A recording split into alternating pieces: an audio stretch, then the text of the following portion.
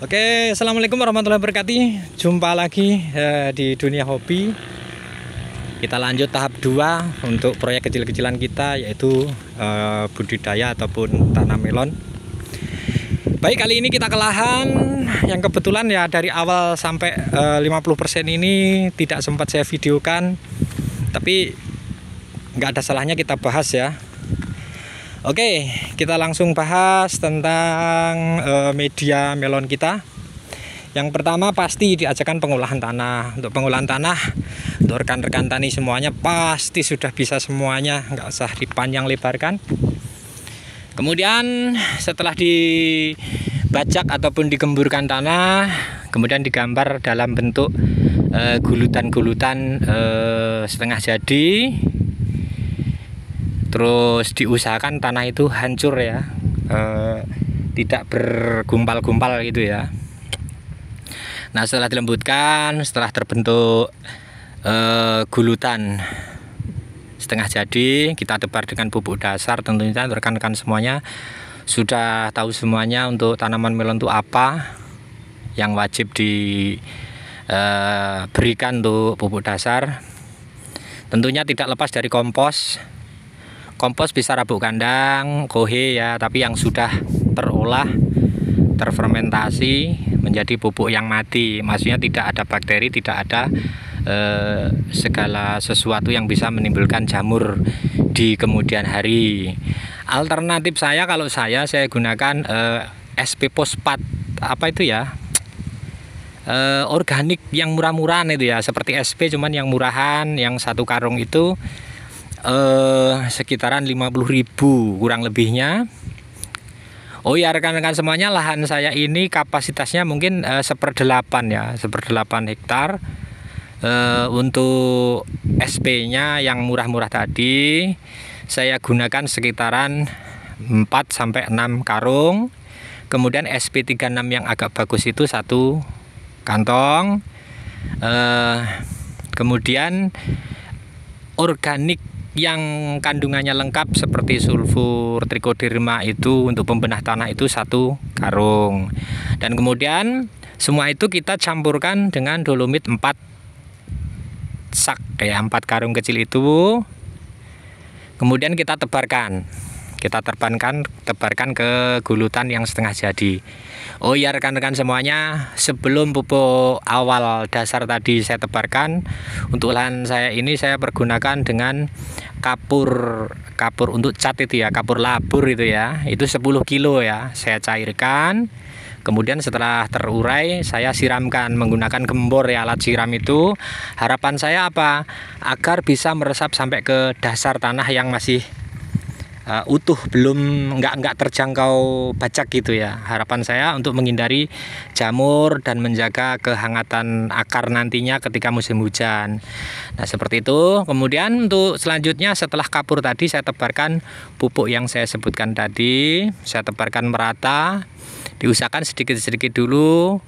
Nanti kalau udah sisa diulang sampai 2-3 kali sampai pupuknya habis. Baik rekan-rekan semuanya, setelah ditebarkan pupuk dasar tadi, kemudian kita timbun, kita bentuk gulutan, kita pupuk kompos tadi, pupuk organik tadi kita timbun dengan tanah sambil membentuk gulutan menjadi sekitaran 50% lah, 50% jadi. Baik, setelah diadakan penutupan dengan tanah, usahakan jikalau ada hujan ya usahakan sampai kesiram hujan dulu ya. Itu maksudnya agar pupuk-pupuk dasar tadi bisa meresap, biar bisa menyatu dengan tanah seperti itu. Baik, ataupun disiram boleh lah ya, disiram gitu. Baik, setelah disiram pupuk tersebut tentunya sudah menyatu dengan tanah. Kemudian untuk persiapan kedua yaitu penebaran. Oh ya rekan-rekan, untuk pupuk dasar itu ditebarkan merata ya. Misalkan gulutan yang 25% jadi tadi ditebarkan merata ya. Jadi seperti ini, ditebarkan merata seperti ini. Terus sampai sana. Terus dibentuk. Kemudian tahap selanjutnya setelah terkena air hujan, sudah menyatu dengan tanah, kita persiapkan pupuk kimianya. Oke, untuk pupuk kimianya untuk lahan saya 1/8 ini saya pergunakan Mutiara NPK 1616 itu 10 kilo. Terus ZA-nya saya pergunakan 10 kilo juga. Terus KCL-nya saya gunakan 10 kilo juga. Terus kemudian Trichoderma saya gunakan 4 kemasan itu 3 kilo ya, berarti ya 3 kilo. Tuh, setelah itu kita campur dengan dolomit 2 sak. Maksudnya dolomit itu, kapur dolomit itu untuk agar kita nebarnya nanti enak gitu ya, untuk membaginya gitu, seperti itu aja. Baik, setelah pupuk-pupuk kimia tadi kita aduk, kemudian kita tebarkan. Nah, untuk pupuk kimia itu nebarnya beda dengan pupuk dasar ya. Pupuk dasar tadi kan diratakan seperti ini, seluruh permukaan, terus baru tutup tanah. Nah, kalau pupuk kimia enggak, kita taburkan di tengahnya aja. Di tengahnya gini, set gitu, di tengahnya aja. Secara merata sedikit-sedikit dulu. Nanti kalau ada sisa baru diulang sampai pupuk kimianya habis. Nah, kemudian setelah pupuk kimia ditebar, boleh ditimbun dengan tanah sedikit-sedikit kalau sempet ya. Kalau nggak sempet langsung ditutup mulsa. Jadi pas penebaran kimia tadi usahakan tanah masih lembab ya, agak basah. Kemudian ditutup mulsa dengan bagus. Terus setelah ditutup mulsa selesai rapi, jangan dilubangin dulu ya. Untuk rekan-rekan semuanya jangan dilubangin dulu. Maksudnya kelembapannya biar terjaga minimal ya 4 sampai 5 hari sambil nunggu persemaian kita nanti siap tanam. Nah, setelah persemaian kita dianggap sudah siap tanam, 3 hari mau tanam gitu, kita lubangin. Nah, kita lubangin. Kalau saya tanam melon itu jaraknya sekitar 30 sampai 45 ya. Itu untuk satu batang. Nah, untuk lubang tanamnya ini dengan ini, kemudian ini lubang kocor ataupun pupuk nanti tambahan ketika masa vegetatif ya. Nah, setelah persemaian siap 3 hari menjelang tanam, kita lubang seperti ini. Untuk ukuran jarak terserah, untuk rekan-rekan semuanya pasti punya ide, punya gagasan sendiri-sendiri, bebas. Nah, kemudian kita lubang. Setelah kita lubang itu tidak boleh benih itu langsung kita tanam. Nah, usahakan selisihnya 2 hari ya. Jadi istilahnya yang di dalam mulsa ini uapnya amoniak dari kimia yang bereaksi dengan pupuk-pupuk yang di dalam itu biar keluar dulu. Oke Mas Bro, untuk sementara sampai di sini. Yang tahap kedua nanti pas penanaman kita bikinkan video secara langsung.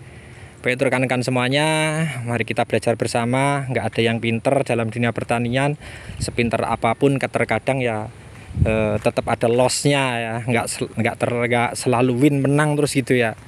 Itulah dunia pertanian. Yang penting usaha, ulet, belajar, terus banyak sharing-sharing dengan rekan-rekan yang sudah pinter senior seperti itu.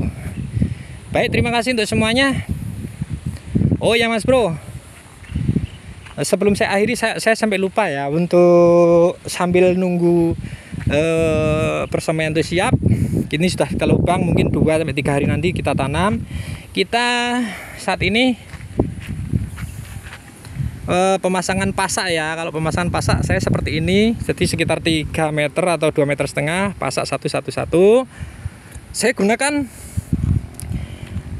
untuk pasak ini ya, lanjaran ya. Pasak ini saya usahakan agak menyamping ke sebelah sini ya. Harapannya kenapa? Nanti ketika ada banyak tumbuhan, pas kita untuk mengurus tanaman itu tidak agak membungkuk gitu ya. Kalau agak membungkuk gitu, agak menjangkaunya agak nggak sampai gitu ya, kan pinggangnya bisa sakit ya. Nah itu kalau saya hal-hal terkecil seperti itu saya pikirkan. Jadi kalau dia dekat dengan sebelah sini nih, kita cukup berdiri, nggak perlu pinggangnya nggak perlu kita agak bungkuin gitu ya, untuk menjaga keselamatan dan kesehatan. Baik, untuk rekan-rekan semuanya punya ide. Kemudian kita tanam pasak. Untuk pasak bebas sesuai ide kreatif masing-masing. Kalau saya senangnya satu tunggal seperti ini, tidak ada dua gitu. Dua ribet ya, nanti ininya terlalu sempit. Terus untuk akses perawatan, untuk penyakit, pengendalian penyakit kita susah kalau terlalu rapat. Nah kemudian Mas Bro, saya punya untuk pemukul pasaknya, saya punya alat seperti ini. Kalau kita pakai palu gini kan seperti ini misalkan, kita pakai palu ini susah kan ya, pasti capek. Nah gunakan alat ini seperti ini bikinnya. Nanti tinggal kita goyangkan, kita angkat gini aja, gitu aja ya. Ini pegangannya untuk memasukkan juga enak, nggak perlu kita sampai pakai landasan apa seperti itu. Baik Mas Bro, untuk pemasangan pasak, pemukulan pasak, penancapan pasak menurut selera masing-masing. Kemudian untuk nanti setelah pemasangan pasak ini pasti pemasangan tali ya. Kalau saya tali ini saya menggunakan kawat ya, kawat vulkanis yang anti karat. Itu ada satu, ini untuk ujung, terus kemudian tengah untuk penyangga buah.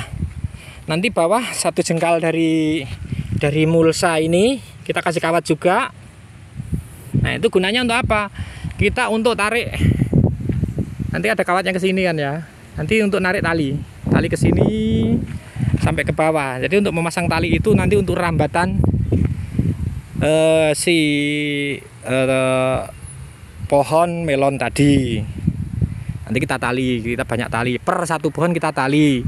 Untuk penanaman saya cenderung kita bikin batang pokok ya. Nggak pernah saya selama tanam melon ini batang air yang saya buahkan cabang 2 atau gimana, nggak. Saya ambil simpelnya, ambil positifnya satu aja, kita urus baik-baik, dibuahin 2, tergantung keadaan si pohon tersebut.